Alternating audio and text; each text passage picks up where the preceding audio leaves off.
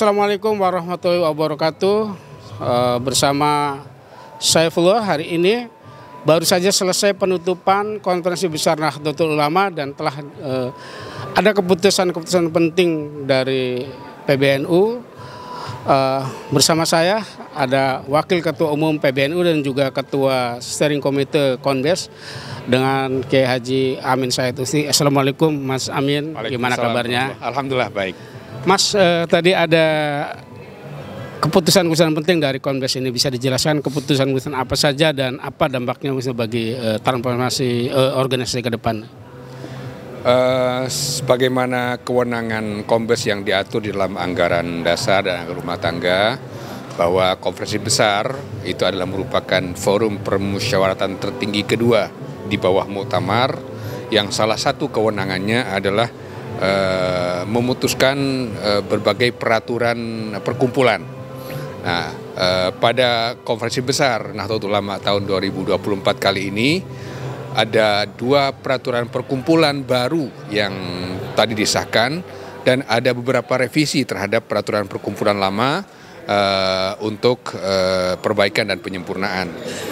2 peraturan perkumpulan baru yang tadi disahkan adalah yang pertama, peraturan perkumpulan tentang pembahasan dan penetapan hukum terhadap masalah-masalah keagamaan dan kemasyarakatan, atau yang di dalam istilah sehari-hari lebih lazim kita kenal dengan Bahsul Masail. Perkum tentang Bahsul Masail, begitu saja kita gampang menyebutnya.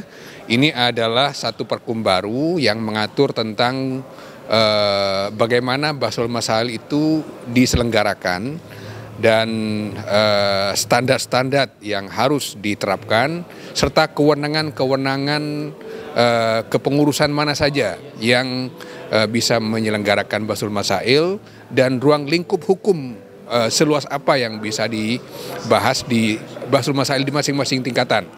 Misalnya Bahsul Masail di tingkat cabang itu tidak boleh membahas isu-isu nasional.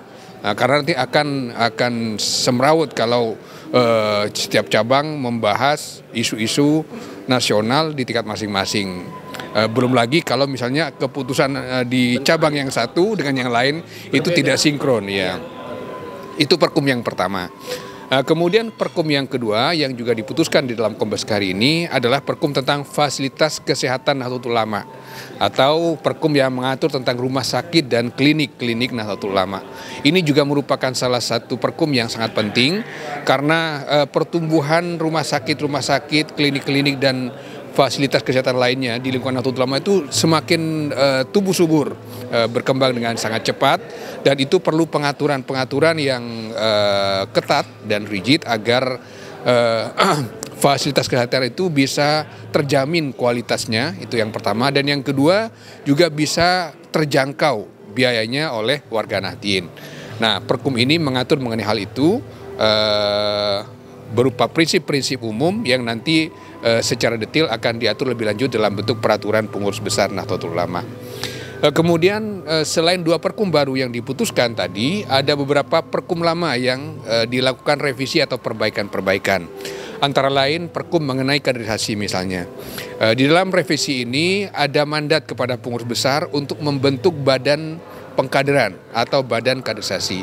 Sehingga nanti seluruh hal yang terkait dengan penyelenggaraan kaderisasi itu akan dikelola oleh satu badan khusus, mulai dari konseptualisasinya, kemudian materinya, instrukturnya, penjadwalannya, birokrasinya, sampai kepada pengadministrasian dan sertifikasinya, itu akan dilakukan oleh satu badan khusus yang akan dibentuk sebagai tindak lanjut dari mandat yang diberikan oleh Konbes melalui perkum kali ini.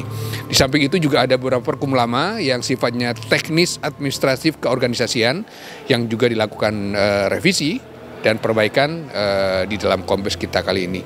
Alhamdulillah saat ini Nahdlatul Ulama telah memiliki 24 peraturan perkumpulan, yakni 19 yang dihasilkan oleh Konbes tahun 2022, kemudian 3 perkum dihasilkan oleh Konbes tahun 2023, dan baru saja kita mengesahkan dua perkum lagi, sehingga secara keseluruhan PBNU atau Nahdlatul Ulama telah memiliki sebanyak 24 peraturan perkumpulan. Ini akan menjadi pedoman tata kelola jamiah yang menjadi persyaratan untuk dilakukannya transformasi organisasi seperti yang seringkali disampaikan oleh Ketua Umum PBNU. Mas, tadi ada juga keputusan pembentukan majelis taksis, itu apa maksudnya itu, Mas? Oh iya. Di dalam Kombes tahun 2023 September tahun lalu itu ada perkum yang baru diputuskan di situ, yaitu tentang majelis tahkim. Majelis tahkim ini adalah sebuah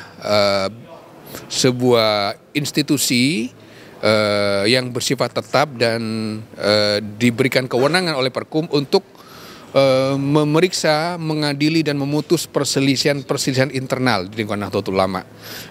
Tidak dapat dipungkiri bahwa di dalam dinamika organisasi dan Jamiah Nahdlatul Ulama itu kadang-kadang ada perselisihan.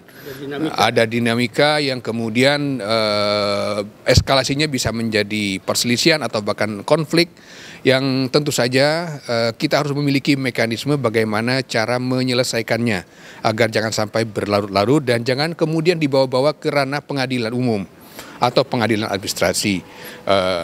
Oleh karena itu kita membutuhkan satu institusi internal yang dapat memutus persoalan-persoalan perselisihan seperti itu, dan Perkum tahun 2023, Kombes tahun 2003 telah menghasilkan sebuah Perkum tentang majelis tahkim.